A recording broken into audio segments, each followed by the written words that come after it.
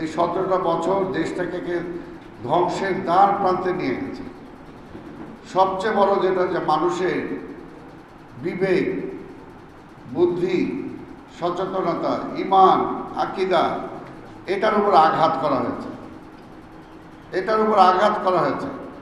মানুষ যাতে ঈমান নিয়ে বসবাস করতে না পারে, ঈমান নিয়ে কবরে যেতে না পারে, সেটার জন্য সুচিন্তিতভাবে সবাইকে দুর্নীতিগ্রস্ত করেছে, সবাইকে মিথ্যাবাদী বানিয়েছে। মিথ্যা ছাড়া চাকরি হবে না,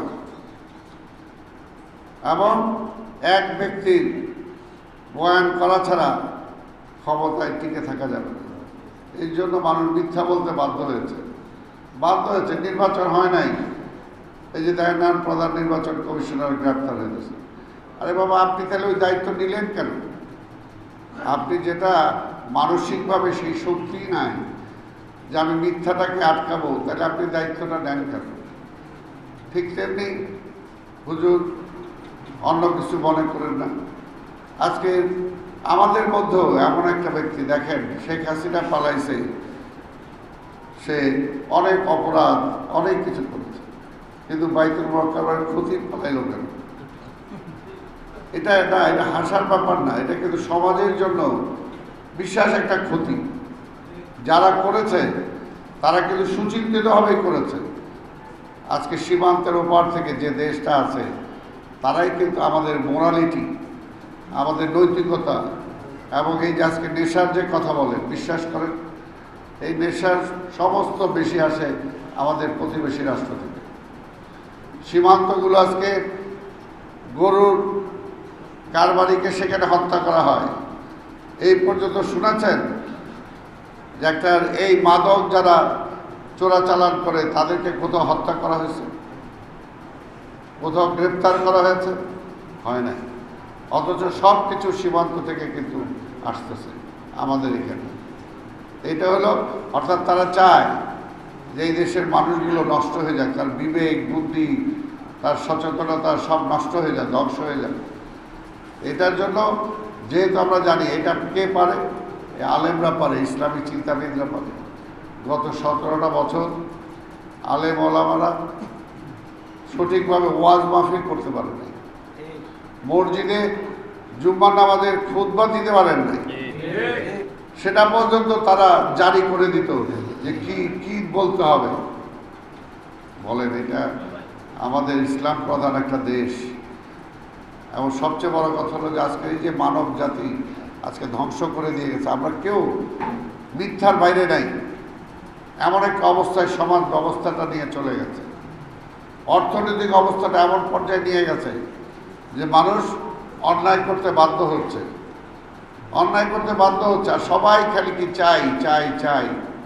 কেউ নিচের দিকে তাকায় না, সব খালি উপরের দিকে থাকে। ও এত বড় বিল্ডিং করছে, আমার বিল্ডিংটা আরও বড় হতে হবে। সবাই খালি চাই, ধৈর্য নাই, মানুষের মধ্যে সহনশীলতা নাই। এটা যারা শিখাবে, এই ইমামরা শিখাবে, ধর্মীয় যারা বক্তা আছে তারা শিখাবে, কিন্তু সেটা তো বন্ধ করে দিয়েছে। এবং তাদের মন মতো কিছু ধর্মীয় নেতা সৃষ্টি করেছিল। দেখছেন যে শেখ মুজিবুরে পারলে একেবারে বানায় দিছে, জান্নাত তো পাঠাই না, জান্নাত একেবারে ইমামের কোন পর্যায়ে যে নিয়ে গেছে এটা বলাই যায় না। এই অবস্থা থেকে আমাদের তো পরিত্রাণ পাইতে হবে। তা নাহলে যত কিছুই বলুন, হুজুর কিছু মনে করেন না, আমাদের চেয়ে জবাবদিহিটা কিন্তু আপনাদের একটু বেশি হবে আল্লাহর দরবারে। কি হুজুর, ঠিক কি না? ইমাম কিন্তু যে কেউ হতে পারে না, যে কেউ ইমাম হতে পারে না, যে কেউ বিচারক হতে পারে না। এই দুইটা শ্রেণী কিন্তু মনে রাখতে হবে। বিচারক একমাত্র আল্লাহ, আল্লাহ ছাড়া কেউ বিচার করতে পারে না। যারা বিচারকের আসনে বসে তাদেরকে শপথ করতে হয় যে আমি আল্লাহর পক্ষ থেকে আমি করতেছি।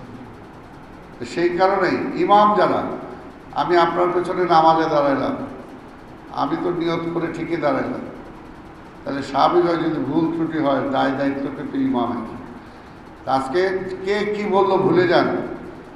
আমি মনে করি যে আজকে দেশটাকে ভালো করতে হলে দেশ বাদ দেন, আমরা মোহাম্মদপুরটাকে নিয়ে চিন্তা করি যে মোহাম্মদপুরটাকে আমাদের ভালো করতে হবে, মসজিদে বয়ান সঠিকভাবে করতে হবে, ভয় ঢুকাই দিতে হবে।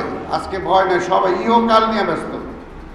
ইহকালে আমার কত কোটি টাকা হবে, কতগুলো গাড়ি হবে, কতগুলো নারী হবে, কি পাবো আমি, কি পাইলাম, কি পাইলাম না, এই হিসাবটাই নিয়ে ব্যস্ত। কিন্তু পরকালের হিসাব কিন্তু আমরা কেউ করতেছি না, কেউ করি না। এবং একটা সংকট যায়, ভুলে যাই। করোনা আসলো, দেখছেন করোনাকালীন কি অবস্থা।